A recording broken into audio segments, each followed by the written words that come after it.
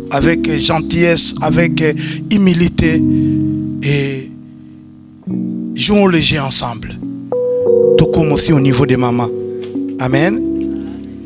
Alors, bien-aimés dans le Seigneur, aujourd'hui, pour ceux qui suivent les calendriers bibliques, c'est quelle fête? La Pentecôte. Normalement, on devait être plein. On devait remplir la salle parce que c'est une fête chrétienne. La Bible nous parle de 3 grandes fêtes. Israël célébrait 3 grandes fêtes. Après, il y avait des petites fêtes. Mais il y en avait 3 grandes fêtes. La première, c'était la fête du tabernacle. Quand on dit tabernacle, on fait allusion de l'Ancien Testament. Parce que c'est ce que Moïse avait réussi comme modèle même pour construire. Et la deuxième fête, c'était la fête de Pâques. En hébreu, Pessah, qui signifie la fête des traversées. C'est-à-dire, Israël se souvenait les jours de la délivrance, de leur sortie de l'Égypte. Et la troisième fête, c'est la fête de Pentecôte. Alors, ce qui nous concerne ce soir ou ce matin, c'est la Pentecôte. La Pentecôte, normalement, du grec, ça signifie 50e jour. 50e jour. On commence à compter depuis la mort de Christ, la résurrection. Quand Christ est ressuscité, Christ a fait 40 jours. 40 jours sur la terre. Et le 40e jour, nous l'avons fêté la semaine dernière. C'est ce qu'on appelle l'ascension. Le départ, le retour de Christ. Christ devait rentrer d'où il venait, chez son Père. Alors, Christ a fait une promesse. Il a dit, ne bougez pas. Ne déplacez pas. Jusqu'à ce que vous recevrez. Alors, de 40 à 50 jours, ça fait 50. De 40 à 50, de 10 jours, ça fait 50. Et les Juifs, ils avaient l'habitude de venir fêter cette fête de Pentecôte. À la base, c'est une fête juive, la Pentecôte. Qu'est-ce que cela signifie? En fait, Israël commémorait quand ils sont sortis de l'Égypte, quand ils ont marché jusqu'au désert, pendant 50 jours, Moïse a reçu la table de la loi au mont Sinaï. Alors, Dieu a conclu une alliance ces jours-là. Alors maintenant, ça a été institué comme une fête. Donc à chaque fois, après la Pâque, après la sortie, 50 jours, Israël célèbre cette fête de la commémoration de l'alliance de Moïse qu'il avait reçue au mont Sinaï. Ça passe? Voilà. Donc à partir de la Pâque, je dis la Pâque est juive. Quand ils sont sortis d'Exode 12 ou 14, quand ils sont sortis, ils ont marché 50 jours jusqu'au désert. Et c'est là où Dieu apparaît dans la montagne Sinaï, où Moïse a reçu les tables, les 10 commandements. Et Dieu a conclu une alliance. Et depuis ces jours-là, Israël a institué ça comme une fête. Chaque fois qu'il y a Pâques, il compte 50 jours. 40 jours, c'est l'ascension, le départ de Jésus. Et après 50 jours, il venait à Jérusalem pour venir célébrer la fête de Pentecôte, la fête la commémoration de l'alliance de Moïse avec Dieu et avec le peuple d'Israël. C'était pas que seulement la fête des commémorations, c'était aussi la fête des récoltes, la fête de la moisson. Ils venaient célébrer leurs germes, tout ce qu'ils avaient sémé. Ils venaient le présenter. Ils venaient présenter leurs germes à Jérusalem. Alors, tout le monde venait. Si vous vous souvenez bien, le peuple qui était là-bas dans les versets 7, 8, 9, vous allez voir, il y avait presque toutes les contrées. Ils venaient pour venir célébrer. Alors, la plus grande question que je me suis posée pendant que j'ai préparé la prédication, pourquoi Dieu a seulement choisi ces jours-là de la Pentecôte pour visiter son peuple? Déjà, vous devez noter ceci. Le Saint-Esprit n'était pas venu les jours de la Pentecôte. Le Saint-Esprit était déjà là. Amen. Le Saint-Esprit n'est pas venu les jours de la Pentecôte. Pourquoi? Parce que si on dit qu'il était venu les jours de la Pentecôte, il serait plus Dieu. Or, le Saint-Esprit est Dieu. La Bible dit dans Genèse chapitre 1, la terre est comme un grand vide, elle est dans la nuit, une eau profonde la recouvre. Le souffle de Dieu ou le Saint-Esprit se tient au-dessus des eaux.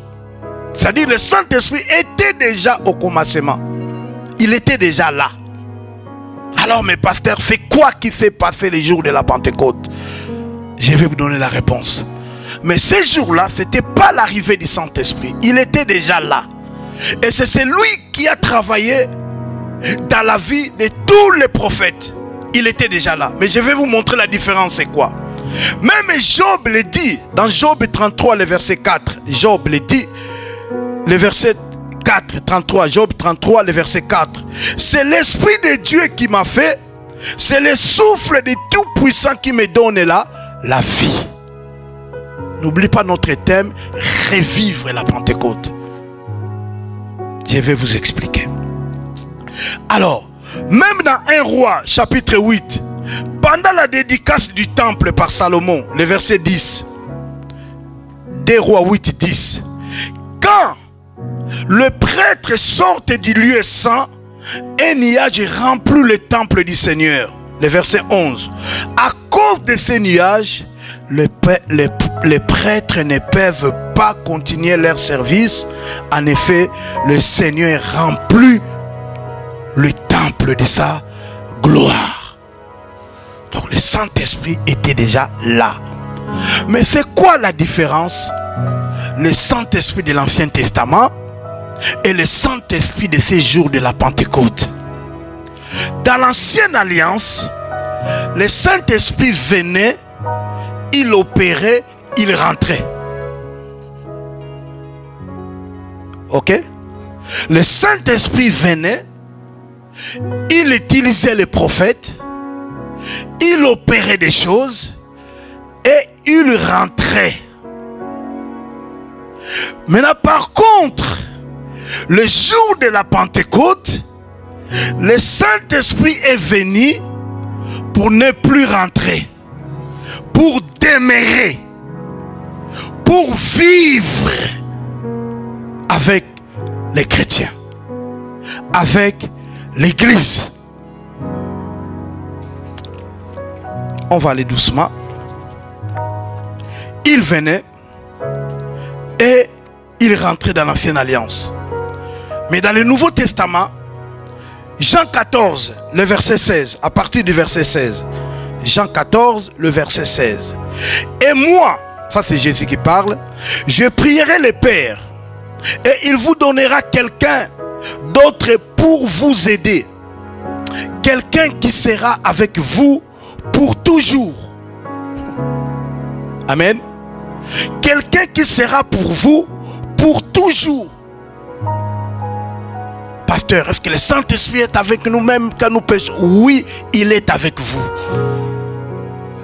Mais sauf qu'il est attristé quand nous péchons. Mais il est en vous. Parce qu'il est venu pour rester pour toujours. Le verset 17.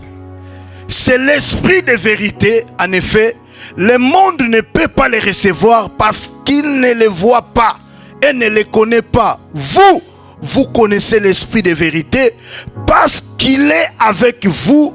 Il habite en vous. Amen. Donc un chrétien ne peut pas ignorer ça. Quand tu as reçu Jésus-Christ, directement le Saint-Esprit est venu en vous. Amen. Il n'y a pas une cérémonie à faire pour que tu reçoives le Saint-Esprit. Donc quand tu as reçu Jésus, là où est Jésus, le Saint-Esprit doit être là. Tu ne peux pas séparer Jésus et le Saint-Esprit, non. Donc le jour où tu as donné ta vie à Jésus, c'est ce jour-là que le Saint-Esprit est venu habiter en toi.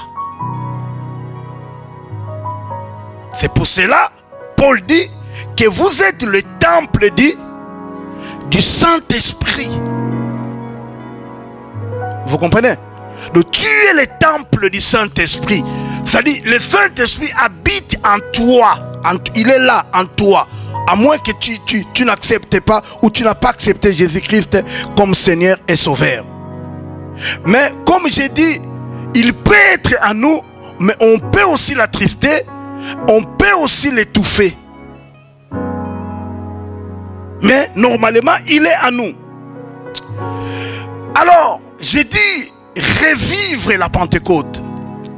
Pourquoi Dieu doit choisir seulement ces jours-là de la fête de Pentecôte et que ces jours-là maintenant qu'ils sentent un autre vent? Le verset que nous venons de lire dans Actes des Apôtres, la Bible dit ils étaient réunis dans la chambre haute comme ils avaient l'habitude de prier. Jésus les a dit, allez là-bas. Maintenant, pourquoi Dieu devait choisir ces jours-là? Ces jours-là, ce n'était pas l'arrivée du Saint-Esprit, mais c'était la manifestation, le revêtement de la puissance. Parce qu'il a dit, Jésus l'a dit, sans le Saint-Esprit, vous ne pouvez rien faire. C'est pour cela qu'il les a dit, ne bougez pas encore. Restez d'abord à Jérusalem jusqu'à ce que vous serez revêtus de la puissance. Ces jours-là, c'était le jour du revêtement. C'était le jour de la manifestation de son excellence, Monsieur le Saint-Esprit. Pourquoi il devait choisir ces jours-là? Bien aimé, le Dieu que nous servons, c'est un Dieu stratège. Il y avait des gens qui sont venus fêter leur fête juive, la fête de la Pentecôte. C'est comme les jours de fête de la musique, bientôt là, le 21. Il y a du monde à Dijon ces jours-là. Dans toutes les rues, il y a des gens. C'était comme ça aussi les jours de la Pentecôte. Beaucoup de gens sont venus. Ils sont sortis, je ne sais pas moi, de Libye, beaucoup. Alors, Dieu voulait faire apprendre au peuple. Dieu voulait réaliser, confirmer Jean chapitre 3, le verset 16. Car Dieu a tant aimé et qu'il a donné son fils. Alors, dans la pensée juive, les Juifs croyaient que Dieu était seulement leur Dieu. Dieu n'était pas le Dieu des autres. Les Juifs, jusqu'à présent, ils pensent que c'est eux le premier bénéficiaire. C'est eux. Mais ces jours-là, Dieu voulait apprendre aux Juifs, je suis parti à la croix pour tout le monde. Alléluia. Il n'est pas que le Dieu des Juifs. Il est aussi ton Dieu. Il est aussi mon Dieu. Il a profité de ces jours-là, comme il y avait beaucoup de gens, et Dieu s'est manifesté.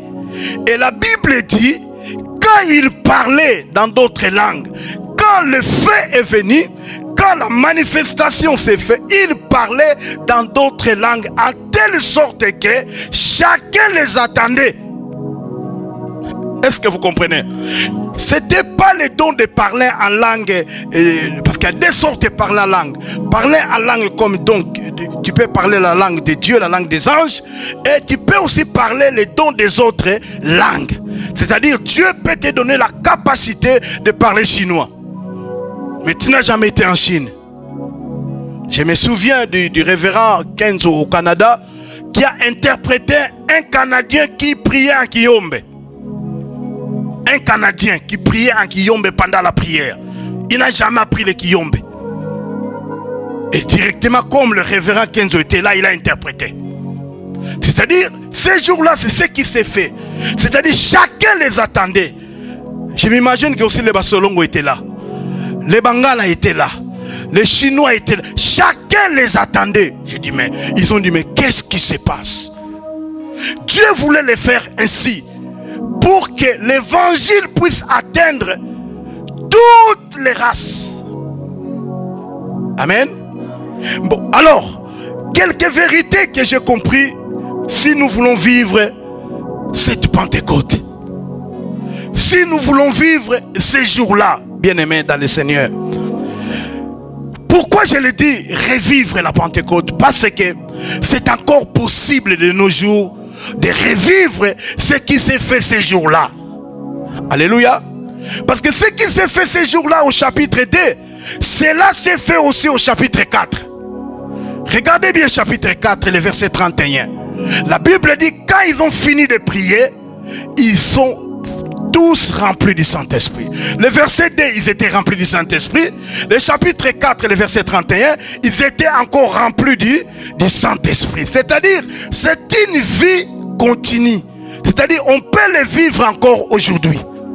Alléluia. Tu peux aussi le vivre demain. Tu pourras aussi le... C'est-à-dire, c'est une vie. Les réveils aux États-Unis, en 1900, ils ont vécu ça aussi, bien-aimés. Et moi, anecdote par rapport à mon appel avec Dieu, j'ai aussi vécu ces jours-là. Alors, qu'est-ce qui a déclenché ces jours-là le miracle? Qu'est-ce qui a déclenché la visitation à l'église? C'était à Mwanda. Qu'est-ce qui a déclenché ça? C'était lors d'une veillée de prière. C'était un samedi. J'ai dirigé la veillée de prière. Alors, on est passé à une étape qu'on appelle la confession. On a commencé la veillée à 22h. Arrive à 23h, je change le sujet de prière. L'esprit me dit non, ne change pas les sujets de prière. On continue avec la confession. Oh. Jusqu'à minuit, je change le sujet. Il me dit non, tu continues avec la confession. Mais Seigneur, on a demandé pardon, non? Non. Le Seigneur me dit, demande à chacun, s'il a un problème avec son frère, qu'il sorte dehors pour aller résoudre ça.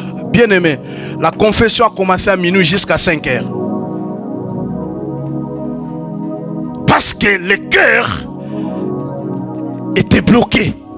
Dieu voulait faire des choses, mais le cœur était éloigné. Alors on s'est réconcilié. Alors il y a des gens qui étaient tellement de problématiques. Lorsqu'ils s'assoient, on les prend encore. On les sort dehors. Ce jour-là, tu m'as insulté. Non, non, non. Et bien aimé, on s'est réconcilié jusqu'à 5h du matin. On a fini la veillée. On est rentré chez nous à la maison. D'ailleurs, moi, j'avais dépassé même l'heure. Et ces jours-là, au culte qui devrait commencer à 7h, bien aimé, la sœur Georgine, la sœur Solange, ils savent ce qui s'est passé. Il y avait une grande manifestation et il y avait des messages et il y avait des revêtements, des baptêmes. Je parle bien d'un culte protestant à Mwanda. Cette histoire est connue. Et c'est ces jours-là, Dieu parla que mettez-moi à part Tungwa et Benjamin. Tungwa, vous savez c'est qui? C'est moi. Mettez-moi à part Tungwa et Benjamin. Benjamin, c'est le pasteur qui nous a prêché l'autre fois quand on était dans la salle là. Il était venu d'Afrique. Parce que je les ai choisis pour mon service. On n'était encore rien, informe, vide. Moi, j'avais d'ailleurs Taladiko sur tout ça. Donc rien, sans position. Mais aujourd'hui, les deux, on est des pasteurs. C'est ces jours-là, bien aimés. Pourquoi? Parce que nous avons vider nos cœurs, bien-aimés dans le Seigneur. La Bible dit dans le verset 14, Acte 1, 14, tous prirent fidèlement d'un seul cœur. Bien-aimés, nous ne pouvons pas vivre la Pentecôte si nos cœurs sont éloignés de Dieu. Alléluia. Si nos cœurs ont des problèmes avec des gens, nous pouvons tant prier, mais tu n'y auras pas de manifestation dans ta vie. Parce que le cœur, il faut d'abord traiter les problèmes du cœur. Yaya. La Bible dit, ils étaient en prière, mais d'un seul cœur. Le problème, ce n'est pas prier, mais le problème, c'est avoir d'un seul cœur. Le cœur qui aime, le cœur qui pardonne, le cœur qui supporte, le cœur qui comprend. C'est ce cœur-là Dieu attend de nous. Dieu ne nous attend pas de prier. Tu peux prier, mais tu as un mauvais cœur. Tu peux prier, mais il y a des gens que tu ne pardonnes pas. Il y a des gens que tu as des conflits. Tu ne parles pas avec beaucoup de gens. Tu crois que tu seras revêtu de la puissance? Non. Mais ces gens-là, c'est pas parce qu'ils étaient saints qu'ils étaient visités. Non, bien-aimés. Ils avaient aussi des faiblesses. Paul et Pierre a renié Jésus. Vous en souvenez, non? Il a renié Jésus 3 fois d'ailleurs. Mais ces jours-là, la Bible dit, chacun a réussi. Ils étaient 120. Mais pourquoi? Parce qu'ils étaient dans l'unité. Alléluia. Le Saint-Esprit se manifeste là où il y a l'unité. Sans l'unité, le Saint-Esprit ne pourrait pas se manifester dans une église. L'unité, ça signifie quoi? Moi, je veux l'intérêt de mon frère Alberto, et le frère Alberto veut mon intérêt. Alléluia. Je ne pense pas être au-dessus des autres, non. Je supporte mon frère et mon frère me supporte. Et nous marchons ensemble. Quand nous marcherons ensemble, c'est alors que nous verrons la gloire. Alléluia. Ça, c'est la première vérité que j'ai compris. Et la deuxième vérité, ils avaient soif. Alléluia. Ils avaient soif de Dieu. Ils sont partis prier pendant 10 jours, bien-aimés. On ne savait pas quand cela va arriver. Mais Jésus leur avait dit, attendez seulement. Yaya. Et ne bougez pas. Et ils avaient soif, envie de vivre ces moments-là. Parce que Jésus les a promis. Jésus les a dit clairement, je vous enverrai. Je demanderai au Père.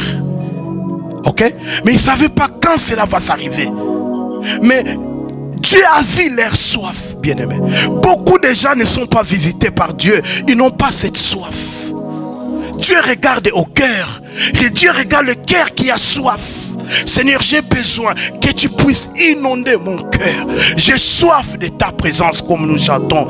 Divin chef de ma vie. Quand il y a la soif, bien-aimés, nous serons remplis. Troisième vérité, être dans un bon endroit, bien-aimés. Ces jours-là, le Saint-Esprit n'était pas impacté toute la ville de Jérusalem. C'était seulement ceux qui étaient dans la chambre haute. C'est ces jours-là qu'ils étaient visités. Il y a des gens qui ne sont pas visités parce que tu n'es pas dans un bon endroit. Mais ce matin, là, je te rassure que tu es dans le bon endroit. Ah, tu as loupé une occasion de dire Amen. Restez dans un bon endroit. Et ce que j'ai compris aussi, quatrième, ils étaient tous remplis. Ils étaient des hommes et des femmes. Alléluia. Je voulais dire aux femmes, ces jours-là, il n'y avait pas l'effet des hommes, il n'y avait pas l'effet des femmes. C'était pas différent. Le même onction qu'il y a, Dieu utilise avec les hommes, Dieu peut prendre aussi les mêmes onctions pour utiliser les femmes, Yaya. C'est pour ça que l'estime de soi a été prêchée. Ne te sous-estime pas, même du point de vue ministériel. Ces jours-là, le feu qui était descendu chez les femmes, ce n'était pas le feu en rose. Non, c'était le même feu. Alléluia. Dans les 120, il y a aussi des femmes. Les femmes n'étaient pas là pour faire du café aux hommes. Non. Ils n'étaient pas là pour préparer de la nourriture. Non. À un certain niveau de la spiritualité, nous sommes égaux. Ah, je crois qu'il y avait des femmes ici, Aya. Bien-aimés, ça ce n'est pas les questions de la maison, papa, qui est le chef de la maison. Dans la spiritualité, il n'y a pas de chef. Tous qui ont reçu Jésus-Christ, ces jours-là, la Bible dit, ils étaient tous remplis du Saint-Esprit. Est-ce qu'il y a des femmes qui ont soif ce matin? C'est encore possible ces jours-là. Alors, le Saint-Esprit est venu ces jours-là pour couper les rubans. Vous savez, quand vous construisez, quand on veut inaugurer, on met les rubans, c'est le maire de la ville qui vient, il coupe les rubans. C'est-à-dire, maintenant, la maison est utilisable, pardon. Vous pouvez habiter, la maison est habitable. Et c'est ces jours-là, le Saint-Esprit est venu inaugurer l'église. Il a dit que maintenant l'église peut commencer. C'est moi maintenant le patron de l'église. C'est ça, il dit que sans moi dans une église, vous ne pouvez rien faire. C'est pour ça qu'il prend toujours la première place dans l'église. Quand vous lui donnez la première place, c'est alors que vous saurez. Parce que quand lui vient, il vient présenter Jésus. Le Saint-Esprit ne parle pas de lui. Mais quand il vient, il présente Jésus. La Bible dit, quand vous aurez levé le Fils de l'homme, c'est alors que vous saurez qui il est. Oh, vous le saurez comment? À travers le Saint-Esprit. Alléluia. Et quand il vient dans une église, il vient nous pousser pour aller annoncer l'évangile de Dieu. Quand le Saint-Esprit était devenu ce jour-là, ce n'est pas que pour guérir des malades, ce n'est pas que pour délivrer les possédés, mais c'était juste d'abord pour que l'église reconnaisse sa mission. La mission de l'église, c'est quoi? C'est aller dépeupler l'enfer et de peupler le royaume de Dieu. Et ces jours-là, ils n'ont plus fermé la bouche. Pierre qui était craintif, Pierre qui était peureux. C'est pour ça que quand tu es revêtu de la puissance, la peur n'a plus de place. Quand tu es revêtu de la puissance, tu n'as plus peur de personne. S'il faut parler de Jésus, tu parleras de Jésus. Même à ton patron, même à ton chef, tu parleras. Alléluia. Pierre qui tremblait, mais ces jours-là, Pierre a pris la parole. Entre les 12, Pierre a pris la parole. Il a dit, oh mes frères, c'est ce Jésus-là. Pierre là qui tremblait, qui ne voulait pas parler de Jésus, qui était se cacher. Mais ces jours-là, il a dit, le Jésus que vous avez crucifié, vous les Juifs. Et c'est ce Jésus-là. Si vous voyez, écoutez ces gens-là, la Bible, ils étaient étonnés. Oh bien-aimé, quand Dieu te visite, tu vas faire étonner les gens. Alléluia. Oui, tu vas faire étonner même tes camarades. Toi seulement. Toi Wilfried, que je vois tu danses. Oui, c'est moi Wilfried. Mais c'est un nouveau Wilfried maintenant. Alléluia. C'est pour cela. L'autre fois c'est Simon qui avait régné. Mais Pierre n'a pas régné. Celui qui a régné Jésus, c'était Simon. Mais celui qui s'est mis debout, c'était Pierre. Alléluia. Je suis la même personne, mais j'ai une nouvelle identité. Parce que ce n'est plus moi qui vis, mais c'est Christ qui vit à moi. Alléluia. Quelqu'un qui est revêtu du Saint-Esprit, bien aimé, il va confondre les gens. Est-ce que c'est lui ou ce n'est pas lui? Oui, c'est lui. Mais je m'appelle toujours, c'est mon prénom. Mais il y a une chose, il y a quelque chose qui s'est fait dans ma vie. Oui, j'ai été visité par Dieu. Alléluia. Oui, quand tu as ça, tu n'as plus peur. Regardez la confusion. Je vais chuter parce qu'on va prier. Qu'est-ce que les gens vont dire? Ils ont dit à Pierre tout ça. Ces gens, ils sont ivres. Parce qu'ils ne savaient pas.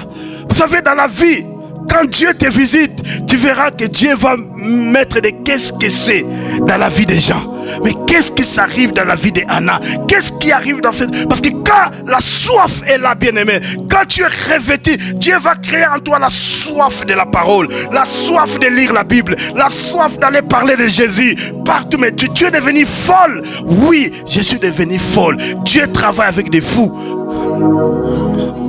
Dieu ne travaille pas avec les gens calmes et sérieux normaux, non. Dieu travaille avec des fous. Imaginez, tu étais dans le temps d'Ézéchiel. Ézéchiel se trouve sur la vallée. Il parle aux ossements desséchés. Et toi tu passes, tu vas traiter Ézéchiel de qui? Des fous, Yaya. Il parle aux ossements desséchés. Mais Ézéchiel va parler. Et quand toi tu allais l'amener à la chartreuse, Dieu travaille avec des fous. Dieu ne travaille pas avec des philosophes. Parfois la Bible, la parole de Dieu nous pousse à agir, pas seulement à réfléchir. C'est ça la différence entre les Français et les Anglais. Les Anglais, le monde anglophone de la Bible et le monde francophone de la Bible est tellement différent. Les Français y réfléchissent, les philosophes. Et Socrate a dit ceci. Parfois, la démonstration de la puissance de Dieu n'a rien à voir avec la science, n'a rien à voir avec la philosophie. Parce qu'on va te dire, quelqu'un qui avait le VIH, il est guéri. Justifie sa médecine, zéro. Mais il est guéri. Alléluia. Il est guéri, Aya. Il est guéri. C'est ça la finalité. Alors, qu'est-ce qu'ils ont dit? Pierre a dit, ils ont dit, ah, si vraiment ces gens, ils ont pris du vin doux. Alors, Papa Pistor, je suis en train de réfléchir les effets du vin doux. Alors, comment ces gens-là doivent directement dire, pasteur, qu'ils ont pris du vin doux? Donc, c'est que vin doux est l'obissac. Je me suis dit, mais pourquoi ils n'ont pas dit qu'ils ont hein? Pourquoi ils n'ont pas dit que peut-être ils ont craqué? Mais ils ont dit directement, ils ont pris du vin doux. Bien aimé, vous qui continuez à prendre les vins, vous qui continuez à prendre les Heineken, tu vois les effets.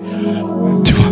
Donc, alors, Pierre dit, prend la parole, il dit, il va d'abord recadrer ça. Il a dit, bien aimé, ils n'ont pas pris du vin. Il est que né vert. Alléluia. Vous ne comprenez pas ce qui se passe ici. Mais lisez le livre de Joël chapitre 2. Que dans les derniers jours, je répandrai mon esprit sur toute chair. Vos fils et vos filles prophétiseront. Ce n'est pas du vin. Oui, c'est la même réponse. Anne a donné à Élie. Élie a dit, qu'est-ce que Anne fait? Peut-être jusqu'à quand? Mais Anne a dit, oh mon Seigneur, ce n'est pas du vin. La langue était Jéhovah, na langwete, alléluia. Quelqu'un veut répandre son cœur ce matin. Je suis obligé de finir mon message par là. Lève-toi. Lève-toi, bien-aimé. C'est encore possible. C'est encore possible de vivre la visitation de Dieu. C'est encore possible d'être revêtu. J'ai dit, il est en toi. Mais il nous faut de faire ce qu'on appelle la plénitude. On dit, inonde mon cœur. Saint-Esprit, inonde mon cœur. C'est encore possible. Est-ce que tu as soif? Est-ce que tu as des gens que tu peux pardonner maintenant là? Est-ce que la Bible dit, après la prédication de Pierre, ils ont le cœur vivement touché. Et ils ont demandé à Pierre, oh mes frères, que ferons-nous? Que ferons-nous? Pierre a dit, répentez-vous. Changez de comportement. Ça c'était le premier message. Les jours du revêtement, de la repentance. Et la Bible dit, ces jours-là, il y avait 3000 repentis. 3000 baptêmes. Qui peut faire ça? Je me suis posé la question. Il a utilisé quel micro? À cette époque, il n'y en avait pas. Mais le Saint-Esprit a pris la charge pour véhiculer sa parole. Aujourd'hui, il peut le faire. Il peut le faire. Est-ce que tu peux d'abord libérer le pardon dans ton cœur? Est-ce qu'il y a encore quelqu'un qui n'a pas encore donné sa vie à Jésus? Est-ce qu'il y a quelqu'un qui va encore commencer une histoire avec le Seigneur? Parce que Dieu ne peut pas te visiter si tu n'as pas encore donné ta vie à Jésus. Alléluia. Alléluia. Jésus. Jésus.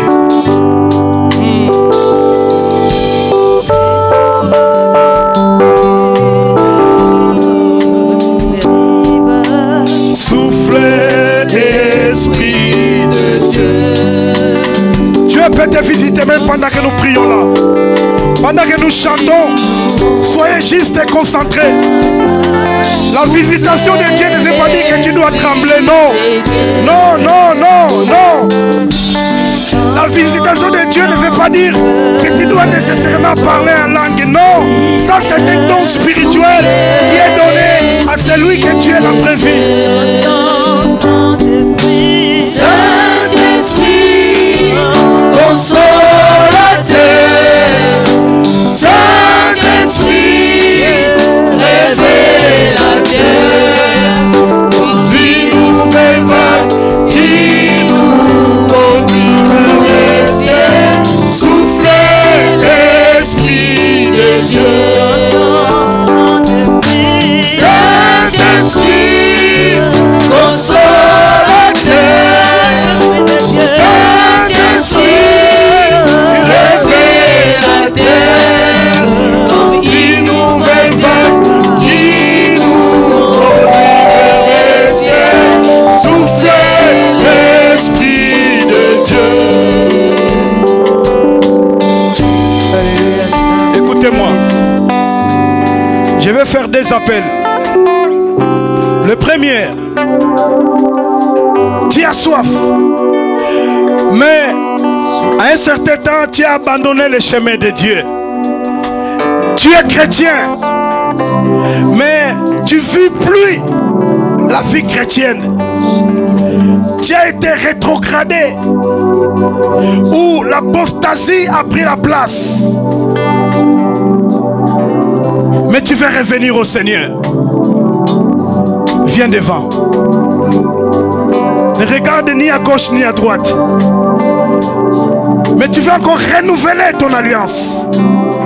Tu veux encore retourner dans les voies de Dieu. Je n'ai pas dit que tu as péché, non. Merci ma sœur. Tu veux encore revenir dans les voies de Dieu. Merci ma sœur.